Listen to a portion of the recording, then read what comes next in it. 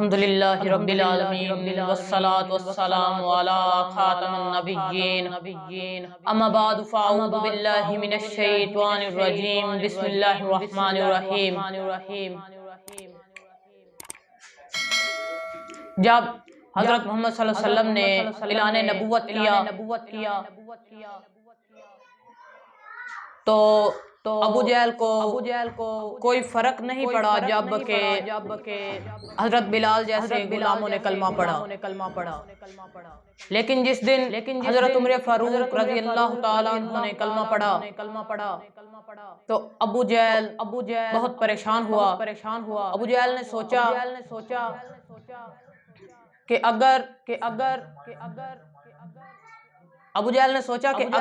اسی طرح سب لوگ مسلمان ہوتے جائیں گے تو دین بہت پھیل جائے گا۔ ابو جہل کا ایک دوست ہے جو یمن میں رہتا ہے، حبیب اس کا نام ہے۔ حبیب یمنی کو بلایا، وہ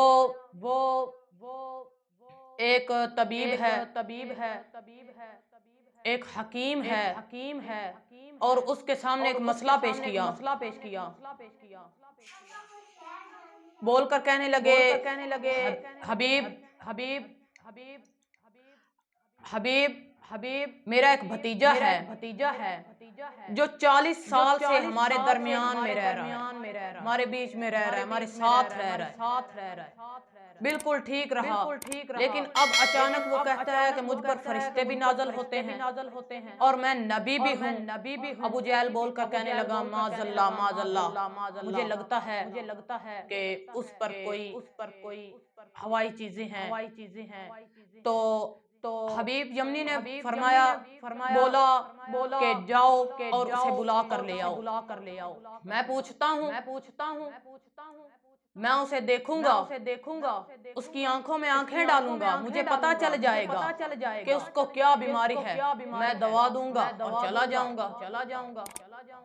ابو جہل بول کر کہنے لگا جو اس کی آنکھوں میں آنکھیں ڈالتا ہے وہ اس کو اپنا ہی بنا لیتا ہے۔ حبیب یمنی نے بول کر کہا پھر جاؤ انہیں بلاؤ۔ ابو جہل بول کر کہنے لگا کریں گے کیا؟ حبیب یمنی بول کر کہنے لگے کہ میں ان کی نبض پکڑوں گا، مجھے پتا چل جانا ہے کہ انہیں کیا بیماری ہے، معاذ اللہ مجھے انہیں کیا بیماری ہے تو میں انہیں دوا دوں گا اور میں چلا جاؤں گا، وہ ٹھیک ہو جائیں گے۔ ابو جہل بول کر کہنے لگا کہ یہی تو مسئلہ ہے، جو کوئی بھی اس کا بازو پکڑتا ہے، اس کا ہاتھ پکڑتا ہے، وہ اس کا ہاتھ پکڑ کے اللہ کے ہاتھوں میں دے دیتا ہے۔ حبیب بول کر کہنے لگا اگر کچھ بھی نہیں کرنا تو پھر مجھے بلایا ہی کیوں ہے؟ انہیں بلاؤ تو صحیح۔ تو ابو جہل نے بلایا، تمام سرداران مکہ کو بھی بلا لیا اور حضرت محمد صلی اللہ علیہ وسلم کو بھی بلایا اور ان سرداروں سے کہا کہ کوئی بندہ بھی کھڑا نہ ہو جب حضرت محمد صلی اللہ علیہ وسلم آئیں، اور اوپر سے اللہ رب العزت نے حضرت جبریل امین کو فرمایا جاؤ ایک فرشتوں کی ایک ٹیم لے کر جاؤ، مکہ میں چلے جاؤ، خود ابو جہل کے پیچھے کھڑے ہو جانا اور باقی فرشتوں کو باقی سرداران کے پیچھے کھڑے کر دینا، باقی سرداران کے پیچھے کھڑے کر دینا، اور جب حضرت محمد صلی اللہ علیہ وسلم آئیں سب کو کان سے پکڑ کر اوپر کھڑے کر دینا۔ المختصر حضرت محمد صلی اللہ علیہ وسلم آئے، ابو جہل کے پیچھے جبریل کھڑے تھے، حضرت جبریل نے کان سے پکڑا، کھڑے کر دیا۔ جبریل نے جب کھڑے کر دیا ابو جہل کھڑے ہوئے اور باقی سارے سرداران بھی کھڑے ہو گئے، باقی سرداران بھی کھڑے ہو گئے اور تمام سرداران کو آپ صلی اللہ علیہ وسلم نے کہا بیٹھ جائیں، اور آپ صلی اللہ علیہ وسلم آ کر اپنی جگہ پر بیٹھے، ابو جہل ابھی بھی کھڑا ہوا ہے۔ اللہ رب العزت نے حضرت جبریل کو حکم دیا کہ چھوڑ دیجئے کان، اور حضرت محمد صلی اللہ علیہ وسلم نے فرمایا ابو جہل آپ بھی بیٹھ جائیں۔ ابو جہل بھی بیٹھ گئے۔ ابو جہل بھی بیٹھ گئے. ابو جہل کے ساتھ جو سردار بیٹھا تھا اس نے ذرا کونی لگائی اور بول کر کہنے لگا ابو جہل تمہیں کیا ہوا؟ اور کہنے لگا یہی تو پتہ نہیں چلا کہ مجھے بنی کیا ہے، مجھے ہوا کیا ہے، کہ میں کھڑا کیسے ہو گیا. یہ نہیں پتا تھا کہ اللہ رب العزت کو اس کا محبوب جہاں پر آ جائے یا اس کے محبوب کا نام آ جائے اس کا احترام اتنا پسند ہے کہ وہ جبرائیل کو بھیج کر کھڑے کر دیتا ہے. حبیب یمنی نے حضرت محمد صلی اللہ علیہ وسلم سے کہا کہ میں نے سنا ہے کہ آپ نے نبوت کا اعلان کر دیا ہے، آپ کہتے ہیں کہ میں نبی ہوں، تو میں آپ سے کچھ معجزے دیکھنا چاہوں گا. آپ صلی اللہ علیہ وسلم نے فرمایا چلو ٹھیک ہے معجزے دکھا دیتے ہیں. تو ابو جہل حبیب یمنی کو کہنے لگا دھیان سے تھوڑا سا دھیان سے کہ وہ تو پتھروں سے کلمے پڑھا لیتا ہے.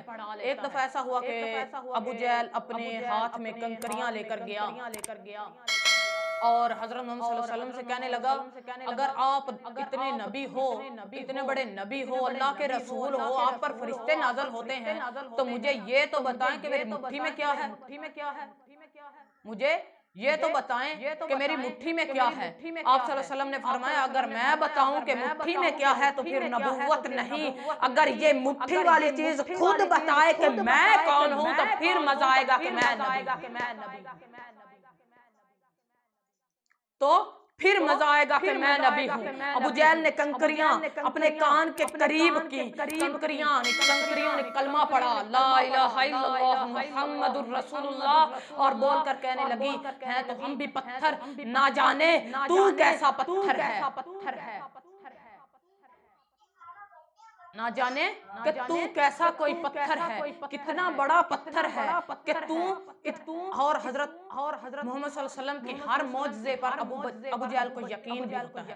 جب اس دن حبیب یمنی نے حضرت محمد صلی اللہ علیہ وسلم سے کہا حضرت محمد صلی اللہ علیہ وسلم سے کہا کہ آپ سے میں نے معجزے دیکھنے ہیں. آپ صلی اللہ علیہ وسلم نے کہا چلو ٹھیک ہے معجزہ دکھا دیتے ہیں آپ کو. تو انہوں نے کہا کہ شرط یہ ہے کہ پہلا سوال ہم بتائیں گے، جواب آپ نے دینا ہے، دوسرا سوال بھی آپ نے بتانا ہے اور جواب بھی آپ نے ہی دینا.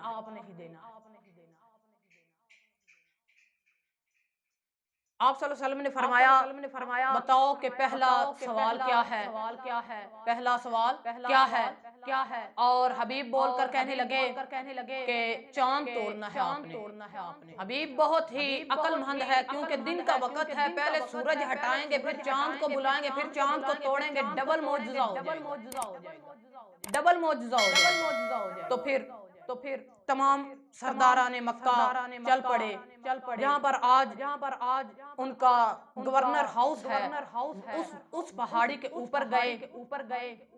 تو جب جا رہے تھے تو ابو جہل بہت پریشان ہوا.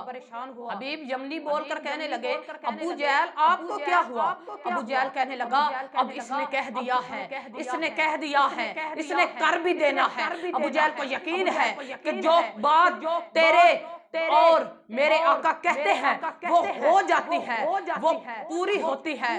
لیکن وہ مسلمان کیوں نہیں ہوا؟ کیونکہ اس کا بتوں کا کاروبار ہے اور وہ یہ سوچتا ہے اگر میں مسلمان ہو گیا تو مجھ سے بت کس نے خریدنے. المختصر چاند بلا لیا گیا. آپ صلی اللہ علیہ وسلم نے حبیب کی طرف دیکھا اور فرمایا حبیب توڑے چاند. حبیب نے کہا جی توڑے. آپ صلی اللہ علیہ وسلم نے انگلی گھمائی، چاند دو ٹکڑے ہو گیا. حبیب حیران، سرداران مکہ حیران. حبیب نے کہا اسے جوڑ بھی دیں، اسے جوڑ بھی دیا. اور حضرت محمد صلی اللہ علیہ وسلم نے فرمایا دوسرا سوال. حبیب بول کر کہنے لگے شرط یہ تھی کہ دوسرا سوال بھی آپ نے بتانا ہے اور اس کا جواب بھی آپ نے ہی بتانا ہے. تو آپ صلی اللہ علیہ وسلم نے اس کی طرف تھوڑی سی نظر کی اور بتایا کہ اے حبیب یمن کے اندر تیری ایک بیٹی ہے جسے کئی بار فالج کا بھی اٹیک ہو چکا ہے اور وہ معذور بھی ہے، چل پھر بھی نہیں سکتی. تو پھر آپ صلی اللہ علیہ وسلم نے فرمایا جا وہ ٹھیک ہو گئی ہے، چلا جا مکہ سے یمن چلا جا۔ حبیب قدموں میں گر گئے، تیرے اور میرے آقا کے قدموں میں گرے اور رو پڑے، کہنے لگے جو مکے میں بیٹھا ہوا یمن کی بتا سکتا ہے، وہ زمین پر بیٹھا ہوا آسمان کی بھی بتا سکتا ہے، وہ زمین پر بیٹھا آسمان کی بھی بتا سکتا ہے۔ تو وہ چل پڑے اپنے ملک یمن کی طرف۔ جب یمن کی طرف چل پڑے، ابو جہل نے بلایا، فرمایا جا تو کہاں جاتا ہے جا، مجھے تیری فکر نہیں، میرا کام بن گیا۔ حضرت محمد صلی اللہ علیہ وسلم اس سے پہلے ہی اس کی بیٹی کو ٹھیک کر دیا، یعنی کہ ادھر نظر کی اور وہ ٹھیک ہو گئی۔ حبیب گیا، دروازے پر دستک دی اور بیٹی اندر سے کہہ رہی ہے بابا میں آ رہی ہوں۔ حبیب سن کر پریشان اور حیران رہ گیا کہ یہ کیسے ہو گیا، اور جب اس کی بیٹی نے دروازہ کھولا اور حبیب رونے لگا اور کہنے لگا بیٹی تو ٹھیک کیسے ہو گئی، اور اس کی بیٹی کہنے لگی بابا ایک بابا سا آیا تھا، وہ آیا ہے، زلفیں تھی کالی، داڑھی مبارک، چہرہ اتنا نورانی کہ کوئی دیکھا ہی نہیں ویسا، اور اس نے میری طرف ہاتھ کیا، مجھے کہا جا بیٹا تو ٹھیک ہو گئی ہے، میں ٹھیک ہو گئی ہوں۔ اور حبیب بول کر کہنے لگا وہ یہاں آیا ہوگا لیکن میں اس سے مل کر آیا ہوں، وہ بھی مکہ میں اس کے شہر میں مل کر آیا ہوں۔ تو اس کی بیٹی کہنے لگی نا بابا آپ سے زیادہ قسمت میری زیادہ اچھی ہے، وہ اس لیے کہ آپ ان کے پاس گئے ہیں، وہ میرے پاس آئے ہیں۔ اور ہمیں پتہ چلتا ہے کہ جب کوئی ان سے لگن کرتا ہے یا ان سے لگن کرتا ہے یا دل لگ جاتا ہے اس کے ساتھ، تو پھر وہ بھی ضرور آتے ہیں۔ دعا ہے کہ اللہ رب العزت ہمیں عمل کی توفیق عطا فرمائے، آمین۔ وآخر دعوانا ان الحمدللہ۔